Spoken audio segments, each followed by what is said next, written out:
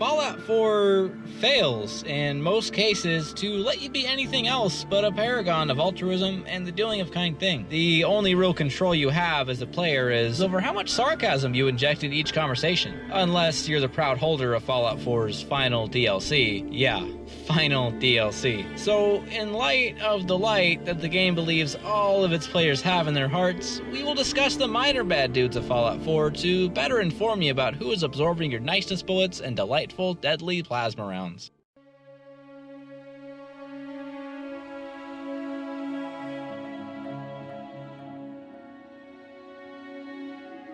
First, we'll start with the Raiders. The Raiders of Fallout 4 share with the Raiders from the third game the same innate ability to disappoint me. You can see the similarity in that every Raider in the game is named after some variation of, well, Raider, followed by a noun. Let me give you some examples. Raider Scum, Raider Veteran, Raider Scaver, Raider Waster, Raider Donglord. Only one of those is made up, but you get the idea. Fallout 4's Raiders are a brutish force of pure, uncut, unguided, and unexplained evil in the Commonwealth. They don't have a creed or moral code to live by. They don't have a reason to exist other than a game developer deciding the mindless group of stock baddies should be called Raiders and wear leather before they just left it at that. Worse, it seems that no one at Bethesda opposed that design choice long enough to add any substance to it. Everyone must have made just a half-hearted shrug before burying their heads into writing one of the hundreds of thousands of lines of dialogue. The argument can be presented that the Raiders are just a placeholder name for any general group of assholes roving across the East Coast wasteland.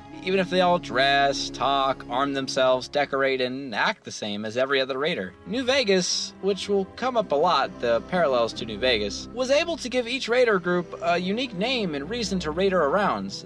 Yeah, it mostly ended up with the manufacturing, abuse, and distribution of drugs. Probably in that order, but at least there was a reason for it. Bethesda may have misplaced where the ambiguity should be. The gray area should encompass their moral meaning, not the existence of it. No place in the game explains how these Raiders came about, why they do the things that they do, or how they recruited. It's hard to ask them, seeing as how they shoot you on sight, and it would be hard to recruit people when your knee-jerk reaction is to unload all of your rounds at potential danger, while shouting one-liners and cackling into the unblinking night sky once the chems pass the finish line into your bloodstream.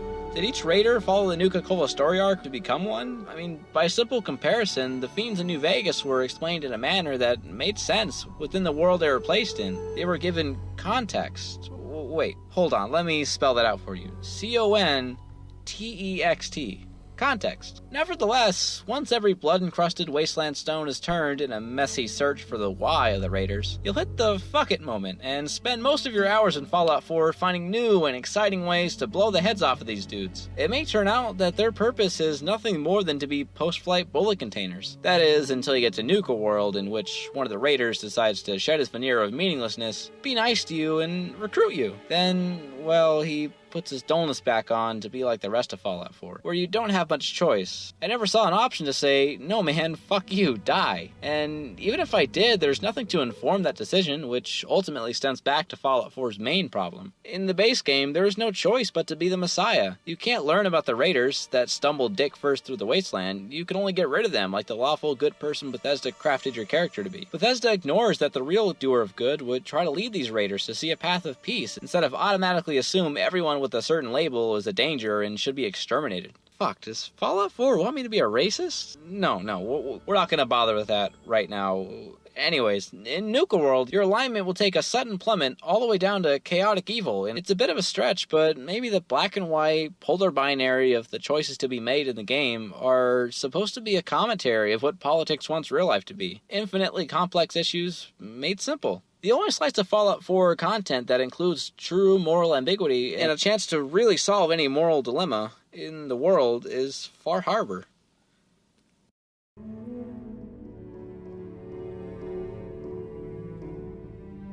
Next, we'll talk about the Gunners of Fallout 4. The Gunners are much like Raiders, only with a slightly more camoed reskin. Or maybe Raiders are Gunners who got way too into their Mad Max cosplay. Either way, we may never know. There's no way to know, aside from that they occupy a pair of vaults, a TV station, and the majority of Quincy. Also, with the high perception and the right amount of a weird obsession to look at the foreheads of your fallen foes, assuming their foreheads are intact at all, you can see that a few of them have their blood types carved into the area above their eyes. Other than that, the same arguments that are brought up against the raiders can be applied here. Where do they come from? As a large band of mercenaries, what's their goal? Are they nomadic? What's their stance on public displays of dicks swinging nudity? Are they open to hugs following that display? Do they have any other bases in places that aren't the Commonwealth? None of these questions are ever answered, and hell, you even have a companion in the game, someone whose entire role is to hold your useless garbage items and get you to know more about them. Who is the next gunner? McCready. The game never gives you the chance to ask about the gunners or interact with them beyond shooting lasers at their skulls.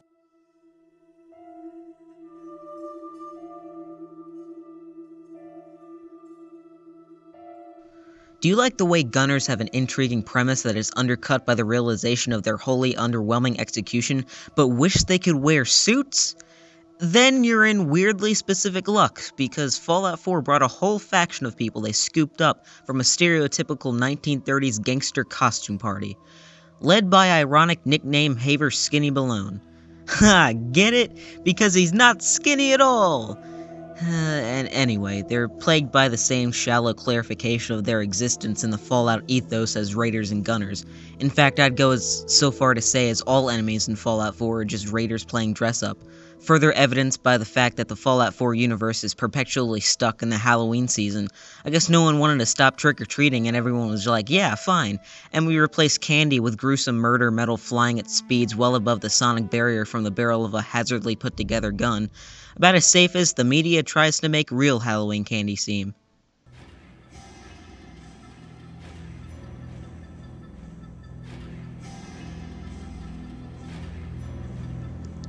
While similar to Raiders in their policy of shooting on sight, they separate from their less flamer-wielding counterparts with their unique way of having a purpose and being a valued addition to the lore.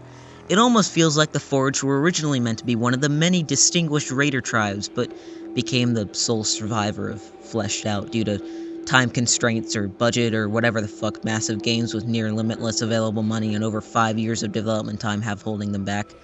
Home for them is the Sawgust Ironworks industrial building. They overtook the presumed pre-war supervillain lair, I can't think of anything else it could have been before the bombs fell, and made it their post-war supervillain lair. Their leader, Slag, came to the Commonwealth wanting to start a new gang in order to launch a full-scale, gale-force rain of fiery bitch slaps all across the already scorched wasteland. In-game, we catch them mid-bitch slap, where they have Finch Farm under their iron-working fist of annoying flame or terror. It's a step in the right direction for the minor villains of Fallout 4, and having even those most basic level of background added to them is what every bad guy needs.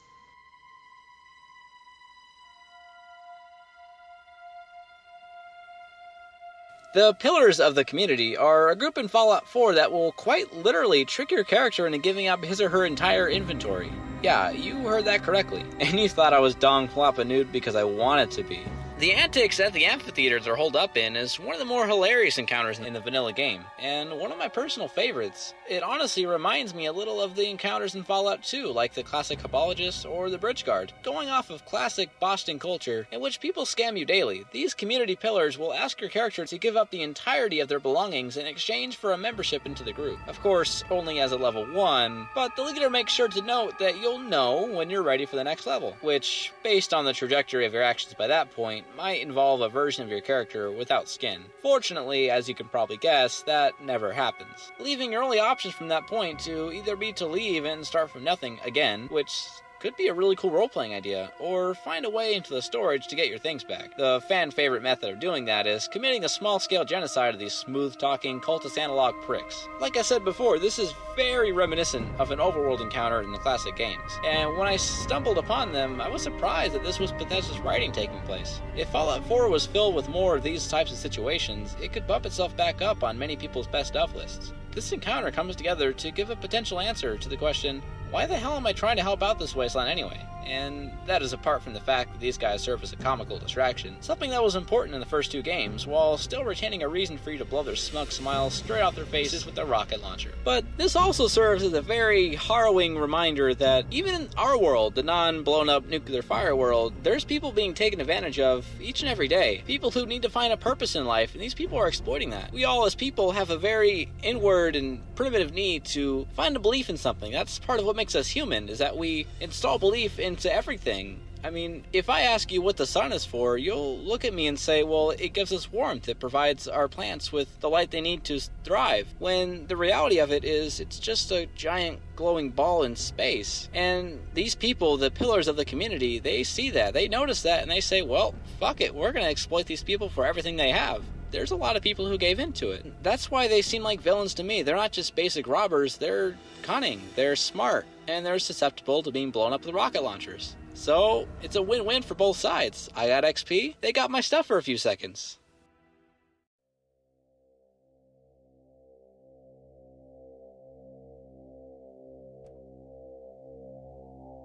Super Mutants in Fallout 4, like 3, are nothing but Bethesda's post-apocalyptic replacement of fantasy orcs. They serve no purpose except for brand recognition, and their reason for being in the Commonwealth at such a high frequency is embarrassingly vague. Apparently, before the war, the Commonwealth Institute of Technology, which would morph into the Institute, was given a few vials of the forced evolutionary virus straight from the Mariposa military base. Why? I don't know. Ask Emil. So then after all the nukes done blew up, the Institute went underground to continue experimenting with FEV, and essentially created the same problem of Fallout 1. Only this time around, nobody seems to care. The giant beasts that were capable of overthrowing large cities in Fallout 1 are thought of and discussed as just another wasteland nuisance right next to rad scorpions and raiders. This is a huge problem for me.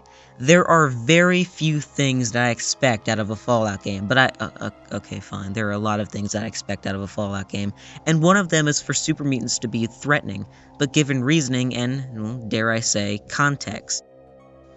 I also expect the mutants to be a tad bit more than just orcs. The super mutants in Fallout 1, while a lot of them were dumb followers, many had a faith, a belief that this was truly the next step in human evolution. Just have a conversation with the Master's Lieutenant, and you'll see that not only are there plenty of mutants capable of rational thought, but what they're preaching kind of makes sense. Become one of us, of course. I can't have a perfectly good prime normal and not make it one of the chosen ones, now can I? Now fast forward to Fallout 2, 80 years later, in which the remnants of that original army are dispersed, scared, and honest to God trying to be left alone for once.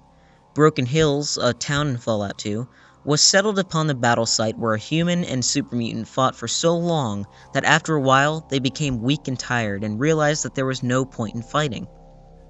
These mutants had depth. Marcus, a character in Fallout 2 that would later appear again in New Vegas, will still nonchalantly express his opinion that his human friends would have made great mutants, and you have the option as a character to be chill with that. The Master and the Vats were destroyed. I wandered a bit. No place to go. One day got attacked by this fool wearing power armor. Beauties. We tussled for a while. Probably a day or two. After a while, we just started laughing. What was the point? We became friends. Headed off together. Then, other people started following us. Guess they figured if they weren't safe with a mutie and a steel knight, safe just wasn't going to happen. It's all good. Fallout 2 is the bright morning after the storm, and it's time for all of its communities to come together and rebuild. Only it's too bad that Bethesda used them to litter the wasteland, acting as generic brutes.